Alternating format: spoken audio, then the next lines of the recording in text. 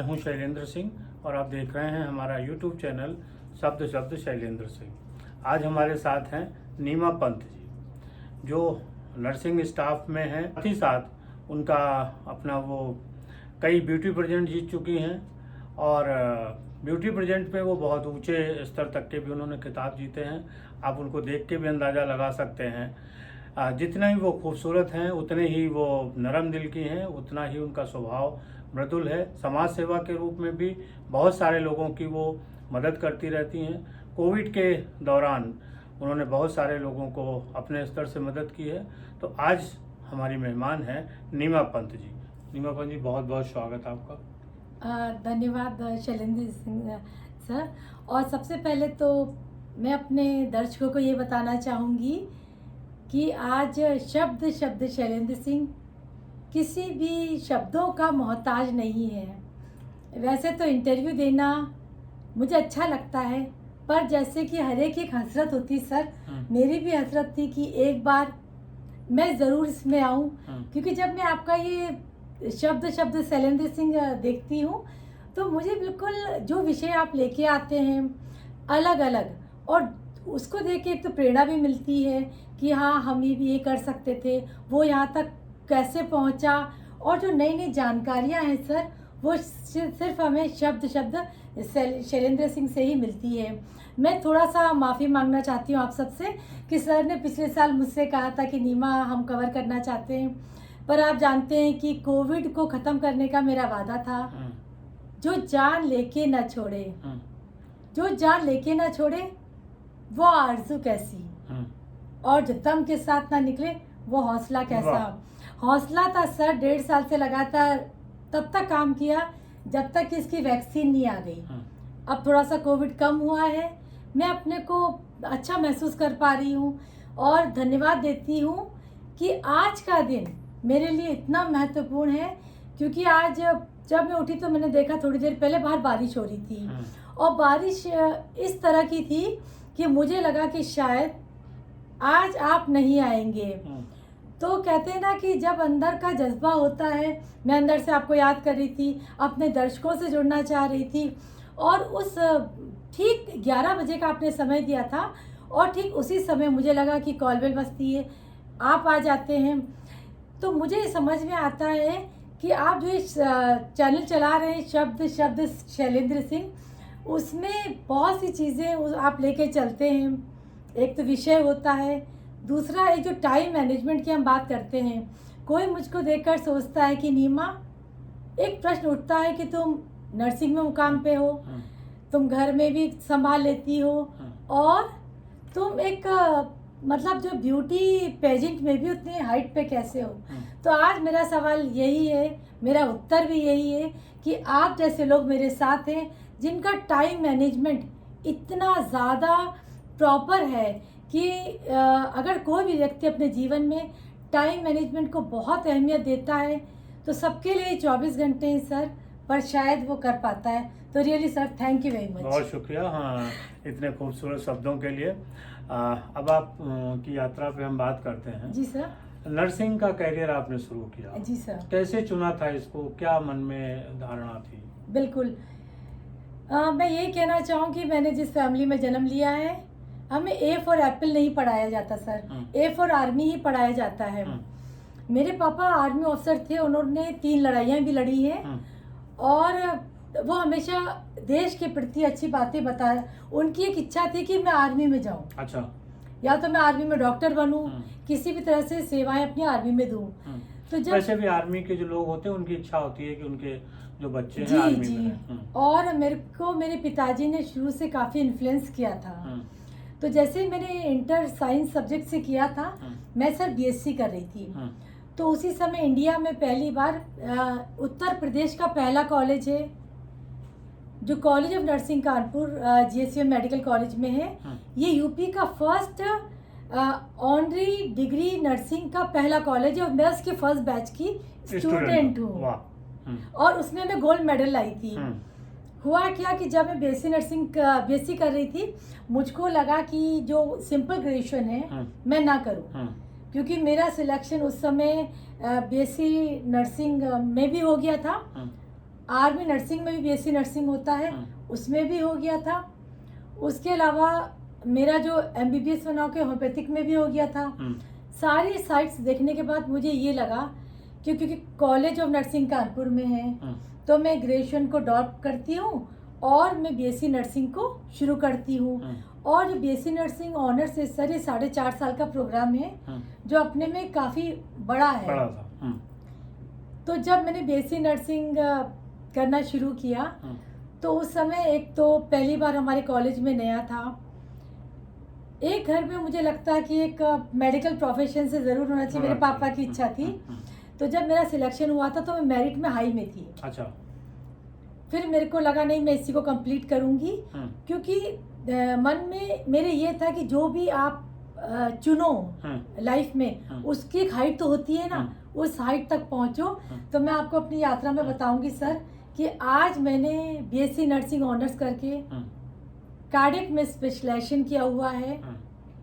मैंने PGDHHM किया हुआ इग्नू से, post graduate diploma in hospital health management. उसके बाद मैंने MBA हॉस्पिटल मैनेजमेंट से किया और अब मेरी PhD कंप्लीट हो गई है। अच्छा, बहुत बधाई।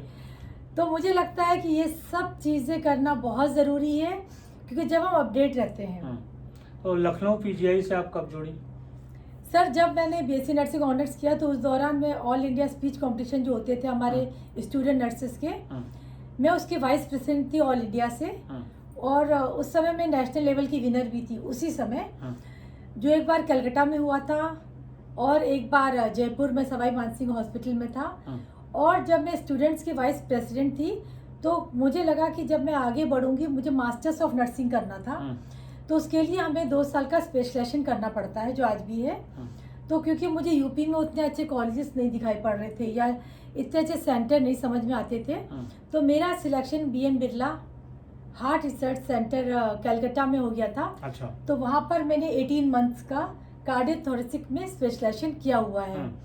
तो जब मैं कलकत्ता में अपना स्पेशलाइजेशन पूरा कर रही थी, उसी समय में नर्सिंग जो एशियन जनरल कार्डिक होती है उसमें मेरा सिलेक्शन भी हो गया था। मेरा 3 विदेशों में भी सिलेक्शन हो गया था सर, सिंगापुर में, इंग्लैंड में और दूसरी जगह। और उसी समय, क्योंकि उस समय बीएससी नर्सिंग तो सर था ही नहीं, बहुत ही कम था, यूपी का फर्स्ट बैच था, इंडिया में 2-3 जगह ही होता था। और आज हम देख रहे हैं कि काफ़ी कॉलेजेस थे, तो हम लोग का ऐसा नहीं था। तो जब मेरा विदेशों में काफ़ी जगह सिलेक्शन हो गया तो मेरे पेरेंट्स ने मुझसे सिर्फ एक चीज़ बोला, बेटा बस हम ये चाहते हैं कि तुम हमारे पास रहो, क्योंकि तुम घर में सबसे छोटी हो। फिर मैंने अपना सर आइडिया ड्रॉप कर दिया और मेरा यहाँ सिलेक्शन हो गया था।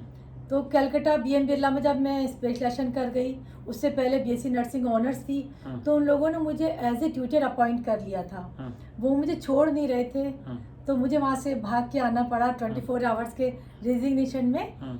क्योंकि जब मैंने SGPGI में ज्वाइन किया, मुझे याद है 1995 की बात है। जो लोग सोचते हैं ना सर कि हर चीज़ बहुत आसान होती है, मैंने 3 दिन का रिटन टेस्ट दिया था और 3 दिन हमारा इंटरव्यू चला था।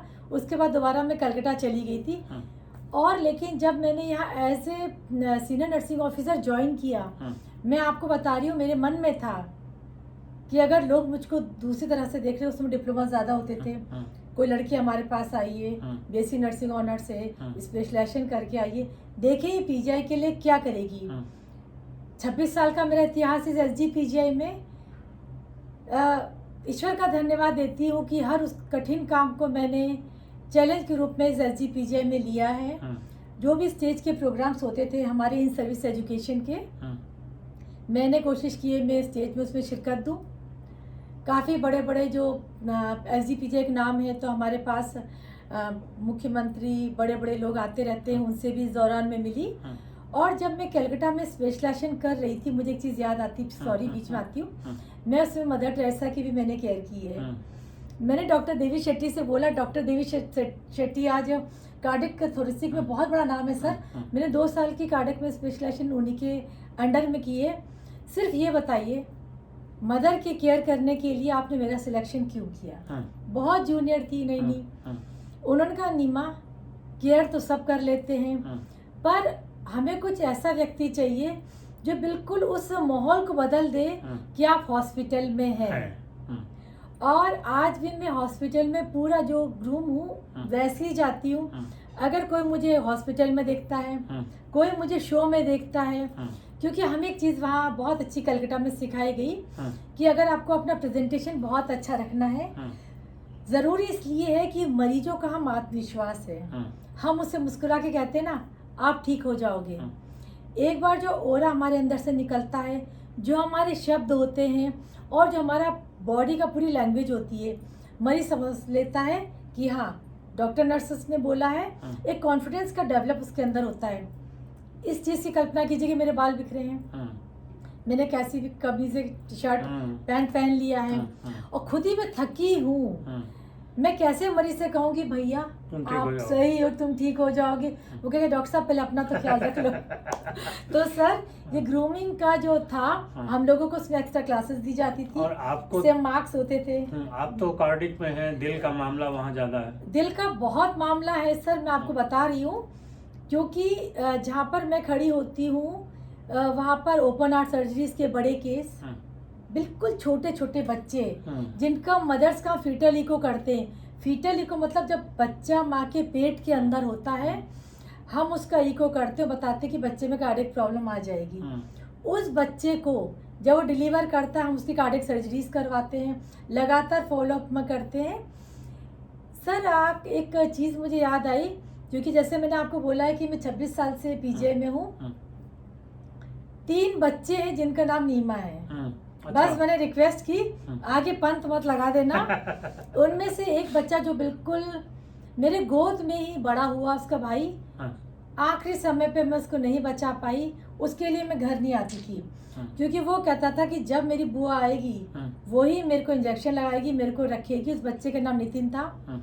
मैंने जब समझ लिया उसके अंदर से कि शायद समय मुश्किल है, मैंने उसके पेरेंट्स को बोला कोई बात नहीं, नितिन को मैं देख रही हूँ, आप लोग आगे के लिए प्लान करना। आज नितिन हमारे बीच में है। जब नितिन का बर्थडे होता था, वो घर में मुझको बुलाता था, जब मैं नहीं जा पाती थी कि किसी का बर्थडे में कैसे चली जाऊं। मैं इस प्रोफेशन में, उसके पापा तो मुझको बुला रहे हैं, पर उस नितिन ने केक नहीं काटा। सब लोग खाना खा के चले जाओ, मेरा बर्थडे है, पर केक मेरी बुआ काटेगी। आज नितिन का भाई डॉक्टर है देहरादून मेडिकल कॉलेज में, उसका नाम नीमा है। उसके मम्मी पापा आज भी मुझको उतना ही रिगार्ड देते हैं। वो एक मरीज की कहानी नहीं है सर, वो एक फैमिली संबंध बन जाता है। फैमिली संबंध बन गया। एक डॉक्टर था जो एमबीबीएस 3rd ईयर में था। जब मैं उसको देखने के लिए गई तब मेरी उम्र भी कम थी। मुझे पता था कि डेली उसका इजेक्शन फ्रैक्शन हार्ट का कम हो रहा है, पंपिंग शक्ति जा रही है, मरना तो एक दिन था। पर मैंने उसको आखिरी समय तक कैसे हिम्मत दिलाई। मैं रोज उसके पास जाती थी, अपनी ड्यूटी उसी के पास लगाती थी। उसके पेरेंट्स से कहती थी थोड़ी देर आप मत आना। उससे मैंने कहा सुनो, ये सारे आंकड़े हैं, इनको तुम मत देखो, अपना दिल तुम मुझको दे दो।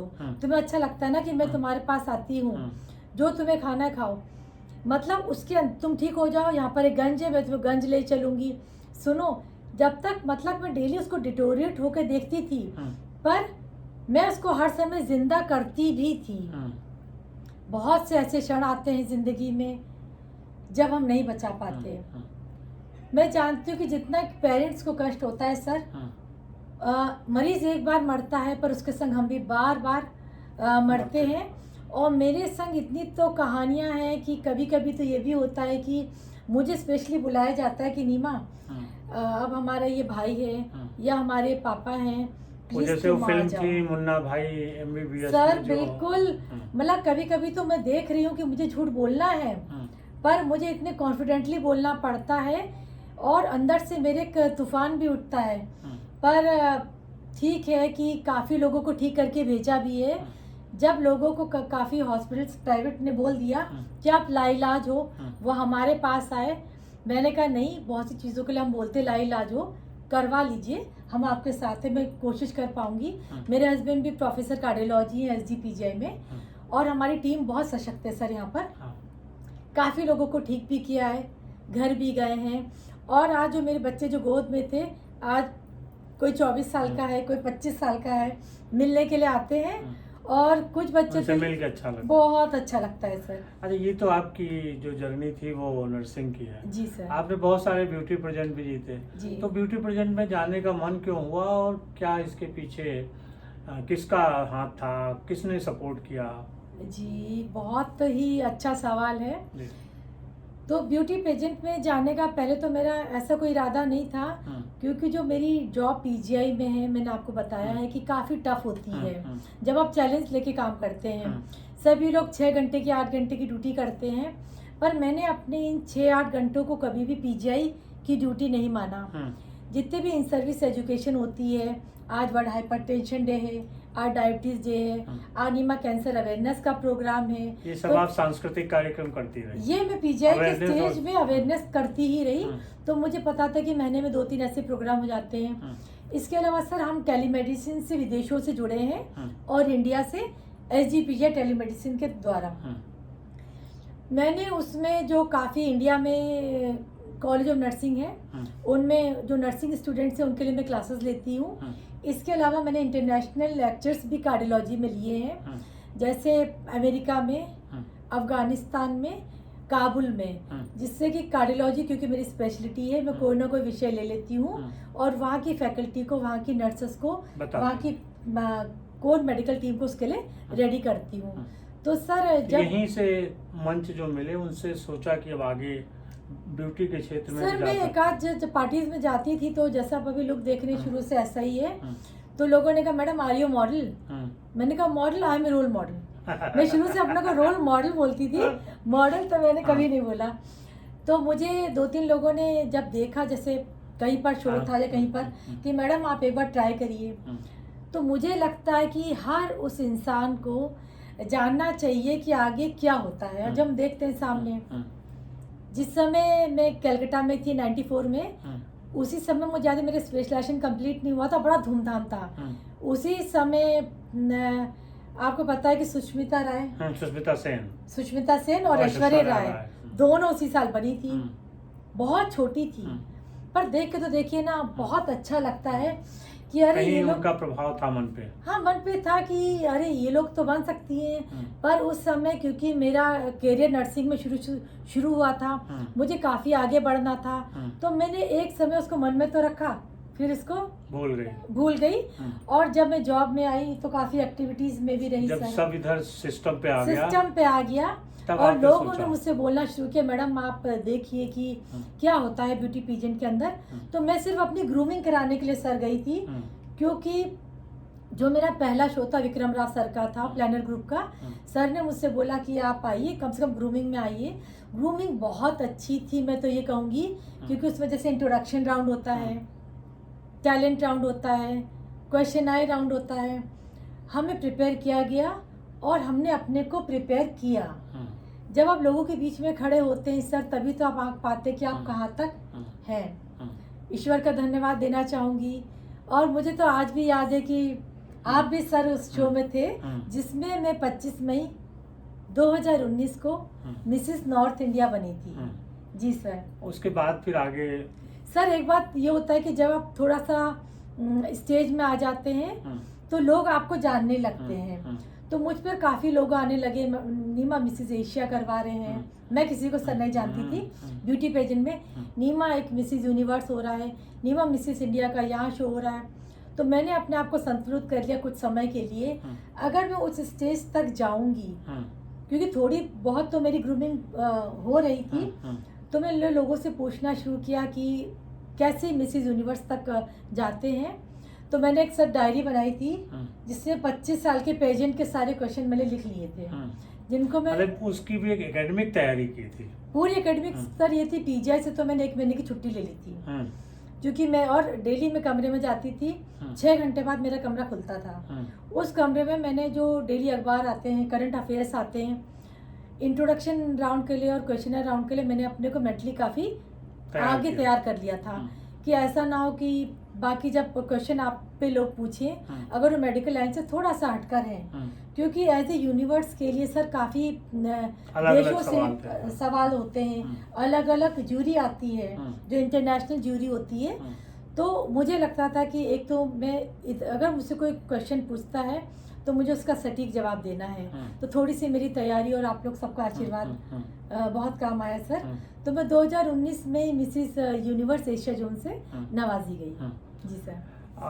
आप इसके साथ साथ समाज सेवा के भी कई काम करती हैं, कैसे लोगों की मदद करती हैं? सर, एक तो आप नर्सिंग के जरिए करती हैं, उसके अलावा भी मुझे जानकारी है कि आप लोगों की जैसी जरूरत होती है उनको मदद करती हैं। सर देखिए ना, वो तो एक अभी कुछ लोग जानने लगे कि मैं समाज सेवक हूँ, लेकिन मैं समाज सेवक नहीं हूँ। इस देश ने मुझे बहुत कुछ दिया है। आज मेरा समय आ गया है कि मैं देश को दूँ। मुझे याद है एक बार एक मरीज का फोन आया किसी का कि पैसा वापस प्रधानमंत्री कोष का आया है, लौट रहा है। क्यों लौट रहा है? इसलिए कि जिसके पास ब्लड नहीं है। मैंने कहा रुको भैया, मेरे अंदर ये ब्लड है ना। अगर नीमा पंत गई और लेट गई, उसने 2 पॉइंट ब्लड दे दिया, एक को अरेंज कर दिया। मुझे मालूम था क्योंकि नीमा पंत का नाम उस मरीज से जुड़ गया है। अब इसका पैसा नहीं जाएगा, 4 लोग ब्लड देने के लिए आएंगे। थैलेसीमिया के बच्चे आज मुझे माँ बोलते हैं कि माँ पिछली बार पर्ची उसको दी थी, इस बार मुझको देना। तो अभी पिछले 6 महीने में ही 2 बार उनके लिए भी ब्लड दिया है, देती रहती हूँ। उस समय जैसे एक मरीज है, उसने कहा कि बेटा, जैसे मैं एक नाम या उदाहरण इसलिए नहीं लेती हूँ क्योंकि मेरे पास नाम और उदाहरण इतने ज्यादा हैं। किसी का फोन आया कि मुझे हार्ट अटैक हो गया है। 40 साल की मैडम थी। मैडम स्ट्रेचर में है आप क्या? हाँ, मेरे दोनों बच्चे स्ट्रेचर पकड़ के खड़े हैं। एक की उम्र 12-13 साल की है, एक की 14 साल की। मैंने कहा वहीं रहिए जहाँ पर आप स्ट्रेचर में हैं, मैं आती हूँ। तब तक उनके हस्बैंड नहीं है, रिलेटिव नहीं आ पाए थे। तो मैंने बोल दिया कि मैं आपकी रिलेटिव हूँ। यही इंट्रोडक्शन अब चलता रहेगा। लेके गई, मेरा ही वार्ड था, कार्डियोलॉजी वार्ड में एडमिट किया, एंजियोप्लास्टी किया। जगह जगह इंट्रोडक्शन देना पड़ा उनके, क्योंकि बच्चे छोटे थे। एक एज ए रिलेटिव बन के मैडम का एंजियोप्लास्टी करा। खुशी की बात है कि ईश्वर ने जो मेरे को दिया था, कुछ पैसों से, कुछ ब्लड से, कुछ सेवाएं समय देकर कर पाई। आज मैडम 4 साल से बिल्कुल स्वस्थ हैं और सबसे कहती कि नीमा मेरी बहन है। वो तो एक ही उदाहरण है सर। कई बार पैसे कम थे, डिस्चार्ज नहीं हो रहा था पेशेंट, कुछ बातें थी, तो वो मैं शुरू से करती थी। अब जैसे लोग कहते हैं कि नीमा हम लोग एक प्रोग्राम कर रहे हैं, तो पहले मैं पूछ लेती हूँ कि अगर सिर्फ ब्यूटी पेजेंट का है तो प्लीज़ मुझे इनवाइट मत करना, उसमें कोई कॉज रख लीजिए। आप लोग जैसे अभी 2-3 शोज थे, उसमें कैंसर अवेयरनेस पे रखा गया सर। मुझे जितनी जानकारी थी मैंने मॉडल्स को भी दी, और जो वहाँ जनता आई थी उनको ने बताया कि कैंसर असाध्य नहीं है, किस स्टेज में आके वो खतरनाक होता है। उसके अलावा रोटी बैंक कपड़ा फाउंडेशन है, उनकी मैं वाइस प्रेसिडेंट हूँ। बहुत ज़्यादा तो मैं एक्टिव हूँ, मैं ये नहीं बोलूँगी क्योंकि, लेकिन अगर मेरे पास समय होता है तो आशुतोष सर जो भी काम कर पाते हैं मैं उनका सहयोग करती हूँ। सृजन फाउंडेशन है डॉक्टर अमित सक्सेना का, उसकी मैं उन लोगों ने संरक्षक बनाया हुआ है।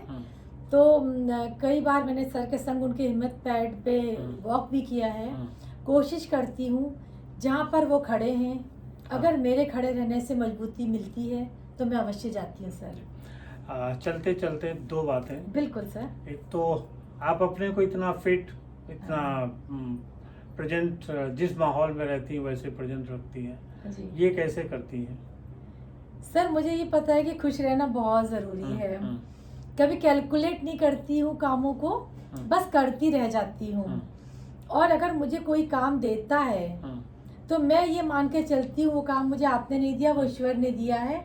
मना करने का मतलब है ईश्वर को मना कर रही हूँ, और वही इतनी ताकत देता है, इतना प्यार मिलता है सर। मैं आपको बता रही हूँ मेरे सीनियर से, और जैसे आपने सोचा कि नीमा आज तुमको कवर करते हैं काफ़ी लोगों से, और ये मुझे थकने नहीं देता है।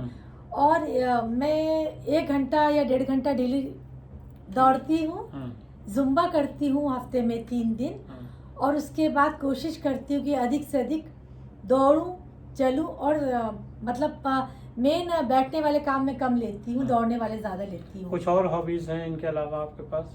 सर पढ़ना और लिखना मेरा हॉबीज है। अभी मेरे को जिंदगी में 15 दिन ईश्वर ने दिए।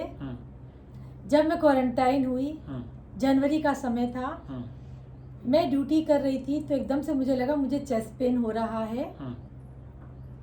मुझे याद है 4-5 जनवरी, बारिश का समय था उस दिन। लोगों को नहीं याद होगा क्योंकि मैं कंबल अपने गाड़ी में रख लेती थी, सड़क पे बांटने के लिए जाती थी।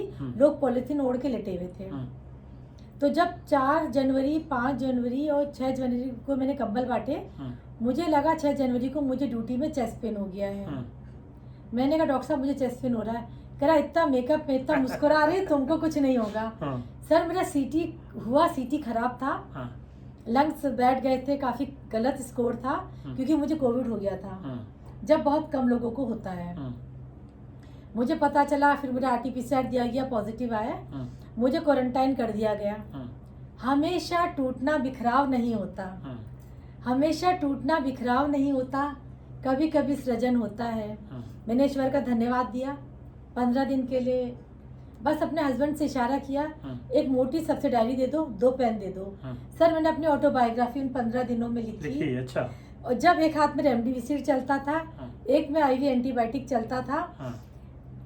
जब कमजोर हो गई, हाई ग्रेड फीवर होता था, लेट जाती थी, थोड़ा भी होश आता था तो मन को लगता था शायद ईश्वर ने अब समय नहीं दिया, क्योंकि हम अवेयर नहीं थे कि ये हमारा वायरस लंग्स पे अटैक करता है। जनवरी में नहीं पता था सर, मुझको भी नहीं पता था, मेरे हस्बैंड को भी नहीं पता था।